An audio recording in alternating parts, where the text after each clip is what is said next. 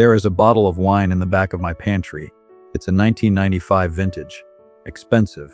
Or at least it was expensive to me when I bought it 25 years ago. It's covered in dust now. The label is peeling just a little at the corner. I bought it for a special occasion. That's what I told my wife, Eleanor. I told her we couldn't drink it, just because it was Tuesday, or just because we had made a nice roast, or just because the sunset was particularly beautiful that evening. We had to save it. We had to wait for the right moment, a moment that was worthy of the price tag. Eleanor has been dead for 4 years. The wine is still there, and I am 81 years old. I look at that bottle every morning when I reach for my coffee, and it doesn't look like a celebration anymore. It looks like a tombstone. It is a monument to a moment that never came, because I was too busy guarding the future to let the present in. I want to talk to you about the lie of later. If you met me 30 or 40 years ago, you would have called me a smart man, irresponsible man. I was the one who had it all figured out. I wasn't flashy. I didn't drive sports cars or wear fancy suits. I was the man with the plan. I was the architect of safety. I grew up with very little, you see. My parents were good people, but they were frightened people. They lived on the edge of disaster, always one bad month away from losing the house. I watched that anxiety eat them alive. I watched my father age 20 years and 5. I promised myself, at a very young age, that I would never feel that way. I would build a fortress of security so high and so thick that fear couldn't get in. And I did. I worked. God, did I work. I took the overtime. I worked weekends. When my friends were taking their families to the beach in the summer, I was the one staying behind to get ahead. I told myself I was doing it for Eleanor and the kids. I told myself that every hour I suffered now was a brick in the castle of our future happiness. I was an actuary. I dealt in risk. I calculated the probability of disaster for a living, and I applied that to my life. I treated my existence like a math problem to be solved. If I save X amount now, compounded at Y% interest, then in 20 years, we can be free. I viewed the present moment as a cost. That's the best way I can explain it. Enjoyment was an expense. Rest was a liability. A vacation wasn't a memory to be made. It was a leak in the hull of the ship I was building. I remember my son's 10th birthday. He wanted a bicycle. Not just any bicycle, but this specific red mountain bike he'd seen in the catalog. It was pricey. I could afford it, technically.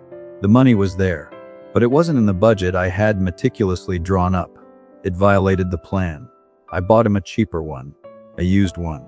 I told him it was just as good. I told him he needed to understand the value of $1. I saw the light dim in his eyes. Just a fraction. It wasn't a tantrum. He was a good boy. It was just disappointment. A quiet resignation. He learned that day that his joy was secondary to my security. I told myself I was teaching him a lesson. I told myself I was being a good father by protecting our financial future. But I wasn't protecting him. I was protecting my own anxiety. I was hoarding safety at the expense of his childhood. And it wasn't just money. It was time. It was emotional energy. Eleanor was the opposite of me. She was vivid. She felt things loudly. She wanted to paint the living room yellow. I said white was better for resale value. She wanted to drive 3 hours to the coast just to see the ocean for an hour. I said it was a waste of gas and mileage on the car. She would come to me in the evenings when I was sitting at the kitchen table with my ledger and my calculator, and she would put her hands on my shoulders. She'd say, "Come sit on the porch with me. The fireflies are out." And I would say, "In a minute, Elle. Just let me finish this." But the minute never came. Or if it did, it came an hour later, when the fireflies were gone and she had already gone up to bed. I always thought there would be more fireflies. I thought there was an infinite supply of evenings. I thought that once I reached the finish line, retirement, the paid-off mortgage, the fully funded account, then, and only then, would I start living. I treated my life like a waiting room. I was just reading old magazines, checking the clock, waiting for the doctor to call my name so the real life could begin. I retired at 65, on schedule, to the day. The house was paid off. The investments were solid. We were safe. I had done it. I had won the game. I remember walking into the kitchen the morning after my retirement party. I felt this immense sense of relief. I looked at Eleanor and said, "Now we can do it all. Now we can go to Italy. Now we can buy the cottage. Now we can drink the wine." She smiled at me, but it was a tired smile. She was 63. Her knees bothered her. She didn't have the same energy she had at 40, but she nodded. She was happy for me. We planned the trip to Italy. We were going to go in the spring. 3 months before the trip, Eleanor found a lump. It wasn't fair. That's what I kept screaming inside my head. It wasn't the math. The math said we had 20 years. The actuarial tables said we had time. I had paid my dues. I had sacrificed the present for 40 years to buy this future. And now, the future was being foreclosed on. The cancer was aggressive. It didn't care about my savings account. It didn't care about my prudent planning. We never went to Italy. Instead, we went to hospitals. We went to specialists. We spent the money I had hoarded so carefully on treatments that made her sick and weak. I remember sitting by her bedside one night. It was late. The hospital was quiet in that terrible, mechanical way that hospitals are. Beeping monitors, the hum of air conditioning. She was sleeping. She looked so small. I held her hand. A hand I hadn't held enough because I was too busy holding a pen, and I looked at the walls.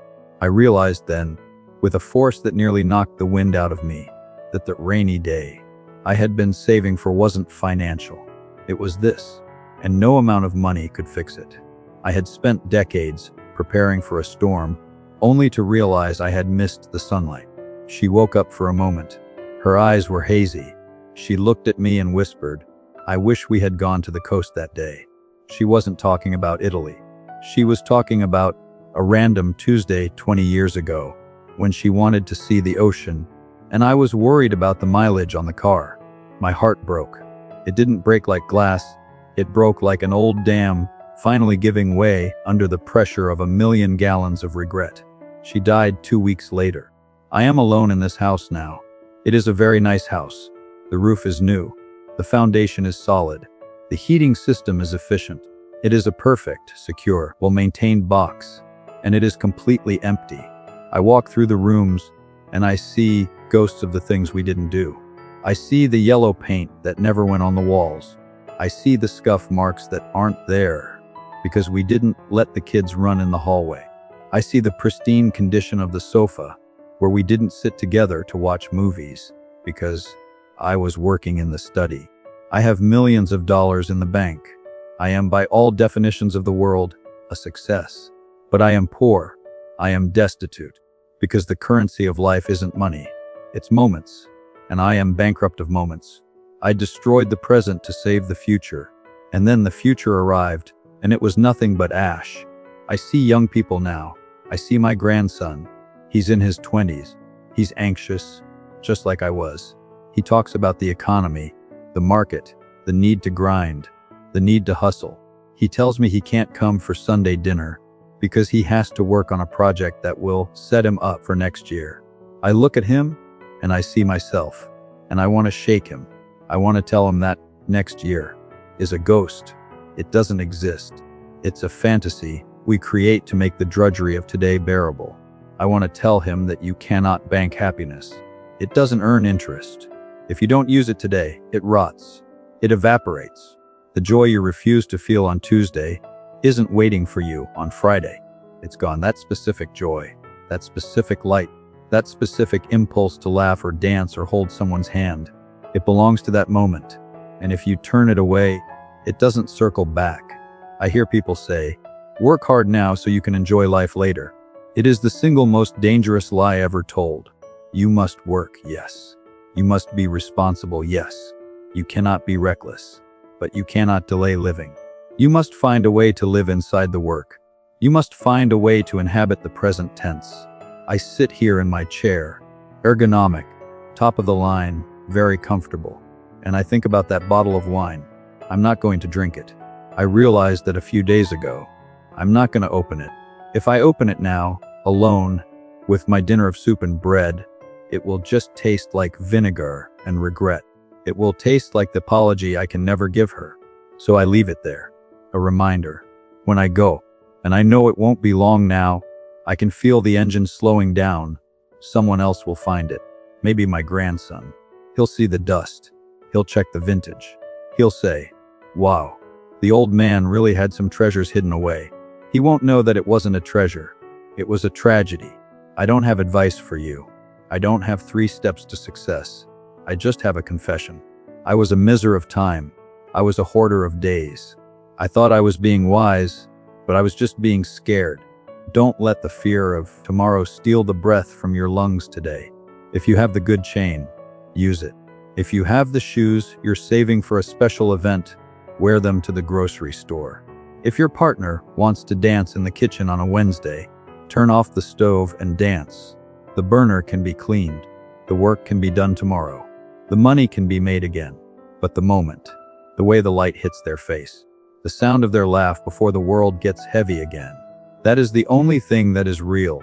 I sit here in the silence of my safety, and I would trade every single zero in my bank account for just one of those Tuesday evenings I brushed aside.